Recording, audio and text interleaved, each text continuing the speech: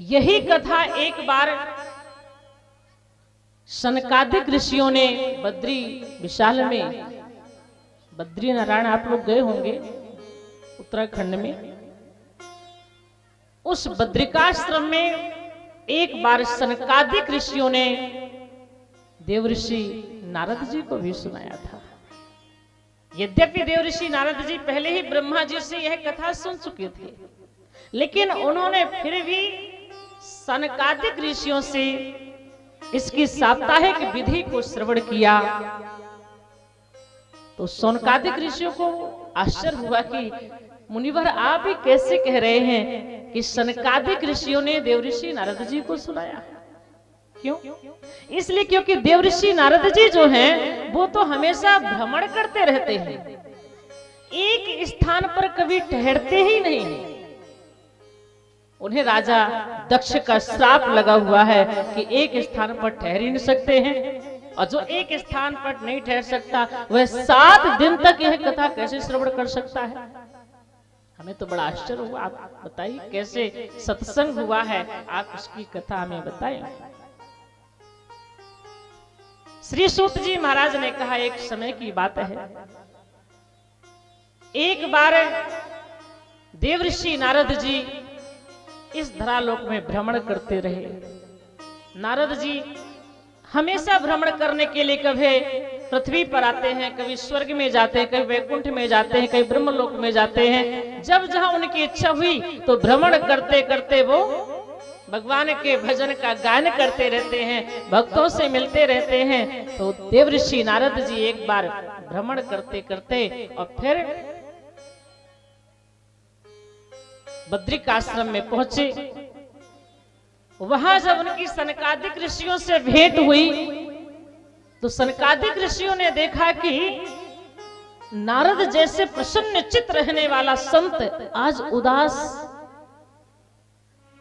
सनक, सनंदन, सनत कुमार, सनातन, इन चारों ऋषियों ने देखा कि नारद जैसे भक्त जो हमेशा प्रसन्न रहते हैं, कभी जो है अप्रसन्न होते ही नहीं हैं, कभी दुखी होते ही नहीं, हमेशा खुश रहते हैं, नारायण नारायण भजते रहते हैं, भगवान का भजन करते रहे, प्रसन्न रहते हैं, उन्हें दुनियादारी से कोई मतलब ही नहीं है।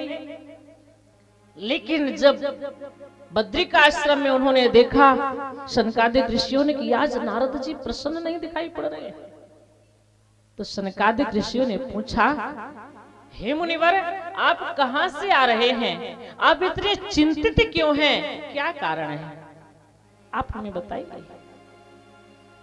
नारद जी ने कहा, हे सनकादिक ऋषियों, मैं मृत्यु लोक से आ रहा हूं। मैंने मृत्यु लोक में ऐसे ऐसे दृश्य देखे हैं कि मुझे चिंता बढ़ गई है। मैं तो जानता था कि मानव प्राणी की कर्म भूमि है, पृथ्वी लोक जो है कर्म भूमि है, लोग अपने अपने कर्म में जो है बड़े सात्विक विचारधारा से लगे हुए हैं, धर्म के रास्ते पर चल रहे हैं, भगवान का भजन हो रहा है, दान पुण्य हो रहा है, कथाएं चल रही हैं, लेकिन ये सब मुझे दिखाई नहीं पड़ा। मैं काशी में गया, गोदावरी में गया, पुष्कर में गया, कुरुक्षेत्र में गया, रंगनाथ में गया, मैं हर जगह भ्रमण करता रहा, प्रयाग में गया, लेकिन मैंने क्या देखा है वहां पर, मैंने बड़ा विचित्र विचित्र दृश्य देखा है। वहां पर तो मैंने धरती पर यह देखा, तरुणी प्रभुता गेहे श्याल को बुद्धिदायका।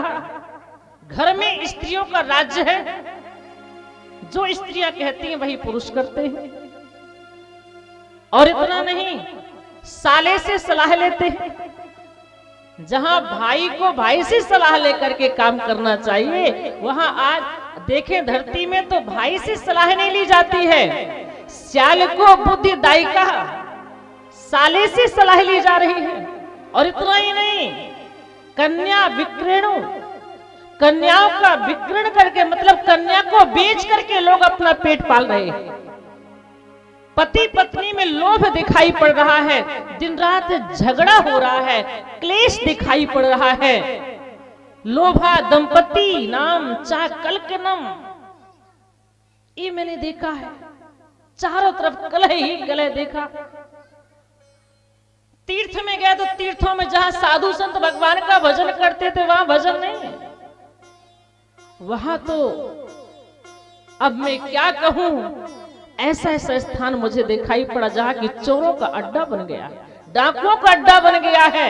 तीर्थों में मैंने ऐसे देखा है, जो बाल ब्रह्मचारी थे, सन्यासी थे, वो अपना पति पत्नी रह रहे हैं, बच्चों के साथ रह रहे हैं। कोई सन्यासी नहीं रह गया है, सब गृहस्थ आश्रम में चले गए। ब्रह्मचारियों के घर में स्त्रियां दिखाई पड़ रही थी। मैंने ये कलयुग में देखा है।